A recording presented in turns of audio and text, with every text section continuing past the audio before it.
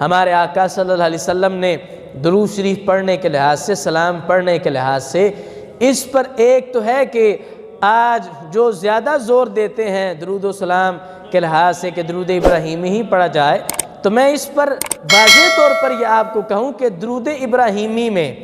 اگرچہ نماز کا حصہ ہے، اس کی عظمت کا انکار نہیں، اور ہم یہ خود پڑھ رہے ہیں نماز کے اندر، کچھ لوگ تانا دیتے کہ تم الصلاۃ والسلام علیکہ یا رسول اللہ پر زور دیتے ہو، کیا تم درود ابراہیمی کی عظمت نہیں مانتے؟ تو بھی ہم نماز میں اس کو لازم مان رہے ہیں، ہم پڑھ رہے ہیں، عظمت ہے تو ہم اس پر اقرار کر رہے ہیں اور اس کو لازم مان رہے ہیں،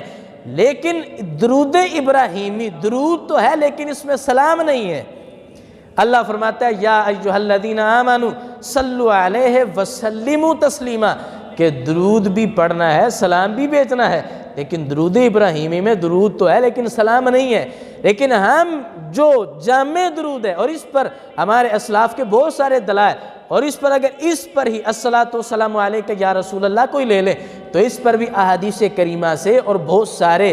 ایسے اسلاف کہ جن کا معمول تھا کہ یہی درود پڑھتے تھے، میں وہ کچھ آگے بیان کر رہا ہوں، تو یہ جامع درود ہے۔ درود ابراہیمی پر اعتراض ہو سکتا ہے کہ اس میں سلام نہیں ہے، لیکن جو بندہ کہے کہ الصلاۃ والسلام علیکہ یا رسول اللہ یہ جامع نہیں ہے، تو اس میں درود بھی ہے، اس میں سلام بھی ہے، پھر اس میں سرکار کے اصحاب پر بھی ہے، سرکار کی آل پر بھی ہے، اور سرکار کی ساری امت پر بھی ہے، اس میں کوئی بحری نہیں رہتا، اس لیے کہ اللہ کی سنت یہ ہے۔ اللہ قرآن میں فرماتے ہیں قُلِ الْحَمْدُ لِلَّهِ وَسَلَامٌ عَلَىٰ عِبَادِهِ الَّذِينَ اصْطَفَىٰ، کہ محبوب آپ کہہ دیں ساری تعریفیں اللہ کی ہیں، اور درود ہو، سلام ہو، وَسَلَامٌ عَلَىٰ عِبَادِهِ، اللہ کے سارے بندوں پر سلام ہو۔ تو لہٰذا ہم کہتے ہیں کہ بندوں پر بھی سلام بھیجنا ہے، آل پر بھی بھیجنا ہے، اصحاب پر بھی بھیجنا ہے، اور لفظ آل ہی اتنا گہرا ہے کہ آل بولنے سے سرکار کی اہل بیت بھی مراد ہے،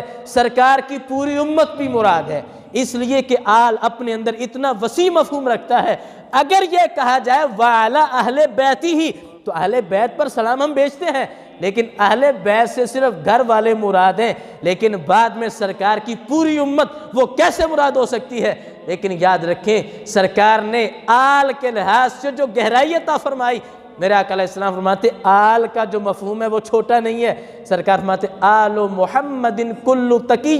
کیا قیامت تک جو تقوی پرہیز والا ہے میں اس کو اپنی آل قرار دے رہا ہوں، لہٰذا قیامت تک جو تقوی اختیار کرے گا، جو پرہیزگاری اختیار کرے گا، وہ سرکار کی آل میں آئے گا۔ تو بتاؤ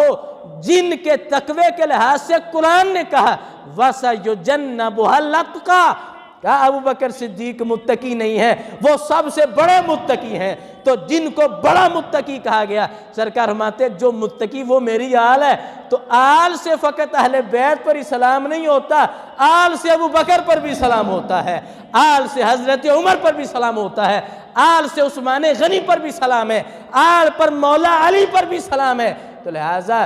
یہ وضاحت کرنا بھی سنی کا خاصہ ہے۔ کچھ وہ ہیں کہ جو آل بول کر وہ محدود کرنا چاہتے ہیں، لیکن سرکار نے کہا کہ کوئی محدود نہ کرے، آل کے لحاظ سے میں نے اجازت دی ہے کہ ہر وہ بندہ میری آل میں ہے کہ جو تقوی اختیار کرے گا، جو پرہیزگاری اختیار کرے گا، میں اسے محروم نہیں رہنے دوں گا۔ جب تک نماز پڑھی جائے گی، نماز میں بھی اس پر درود و سلام پڑھا جائے گا۔